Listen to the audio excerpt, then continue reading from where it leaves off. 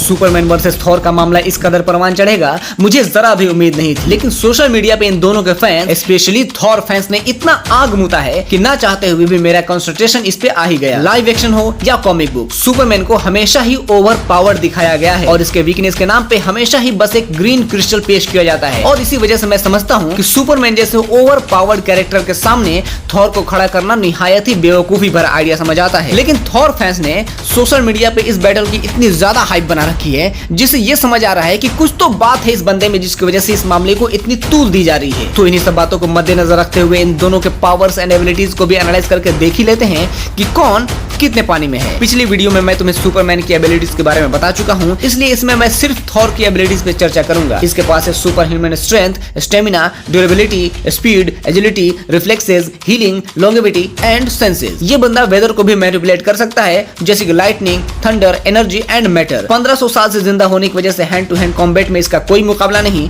और इसकी सबसे बड़ी पावर है इसका हथौड़ा म्योनीर, जिसकी वजह से ये लिटरली डायमेंशंस में भी ट्रेवल कर सकता है और सुपर सोनिक की स्पीड से उड़ भी सकता है। लेकिन इन सब चीजों में बात करने वाला पॉइंट है इसकी ड्यूरेबिलिटी। आखिर ये कितना ड्यूरेबल है? क्या ये सुपरमैन जितना ड्यूरेबल है या फिर उससे भी ज्यादा? जहां तक बात है सुपरमैन की ड्यूरेबिलिटी की, तो चाहे कितना भी पावरफुल अटैक हो, इसका ब्लड निकाल पाना ऑलमोस्ट इम्पॉसिबल है। मैन ऑफ स्टील की इस फाइट में कंक्रीट की मजबूत बिल्डिंग्स इसके टकराने से चकनाचूर हो जाती हैं, लेकिन इस बंदे को एक खरोंच तक नहीं आती। लेकिन वहीं हमने थॉर का ब्लड निकलते हुए बहुत बार देखा है, चाहे वो हल्क से फाइट की वजह से हो या फिर उसी के भाई लोकी की वजह से। एमसीयू का थॉर 100 टन वेट लिफ्ट कर सकता है, जबकि सुपरमैन के बारे में कहा जाता है कि ये बंदा ट्रिलियन टन तक वेट लिफ्ट कर सकता है। लेकिन जब हम इस सीन में देखते हैं जिसमें इस वजन को उठाने में सुपरमैन की लिटरली चीखें निकल जाती हैं, जो कि कहीं से भी इसका वजन ट्रिलियन टन तो नहीं लग रहा। जस्टिस लीग के इस सीन में सुपरमैन एफर्टलेसली 3 सुपर हीरोज को संभाल रहा है, जिसमें एक समंदर का राजा है, एक ज्यूस की बेटी और तीसरा बंदा ऐसे ऑब्जेक्ट से बना है जो कि यूनिवर्स में मोस्ट पावरफुल ऑब्जेक्ट माना जाता है। और एक तरफ हमारा थॉर है जिसे महज एक 340 किलोग्राम के रोबोट ने गर्दन पकड़ के नीचे दबा रखा है। एक तरफ जहां साइबोर्ग के अटैक से सुपरमैन पे घंटा भी असर नहीं होता,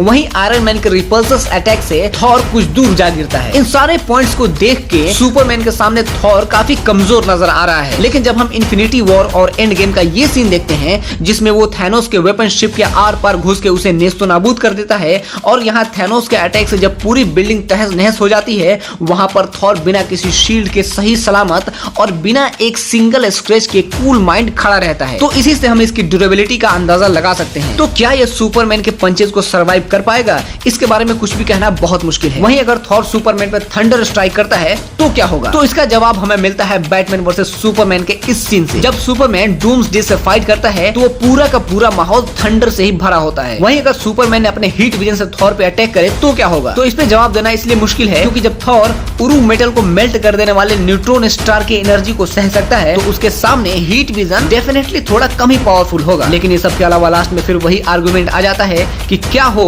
अगर थॉर सुपरमैन के ऊपर म्योनीर रख दे? क्या सुपरमैन म्योनीर के लिए वर्दी है? तो कॉमिक बुक हो या एमसीयू, म्योनीर विल्डिंग वर्दीनेस के लिए किसी भी पर्सन में 5 क्वालिटीज होनी चाहिए, जो कि है कंपैशन, रिस्ट्रेन, नोबिलिटी, विजडम और ह्यूमिलिटी। सुपरमैन हमेशा से ही लोगों पर रहम करता है, क्रिटिकल सिचुएशन में भी आउट ऑफ कंट्रोल नहीं होता और इसी क्वालिटी की वजह से ही वो हमेशा होल्ड बैक भी करता है। शरीफ तो यह बंदा शुरू से ही है। सुपरमैन के पास विजडम है और इसी वजह से वो अर्थ पे है और इतना पावरफुल होते हुए भी कभी ईगो शो नहीं करता। और जब ये सारी क्वालिटीज सुपरमैन में हैं, तो डेफिनेटली वो म्योनीर उठा सकता है। अब इतना सब कंपैरिजन और एनालिसिस करने के बाद अगर रिजल्ट की बात करें तो मेरे हिसाब से ये फाइट थोड़ी देर चलेगी जरूर, but at the end Superman easily winner होगा। लेकिन इस बारे में तुम्हारी क्या राय है मुझे कमेंट करके जरूर बताओ और साथ ही तुम मुझे अगला टॉपिक भी सजेस्ट कर सकते हो। इसी के साथ आज का टॉपिक यहीं खत्म करूंगा, लेकिन बहुत जल्द मिलूंगा एक नए टॉपिक के साथ। Like and subscribe. Bye bye.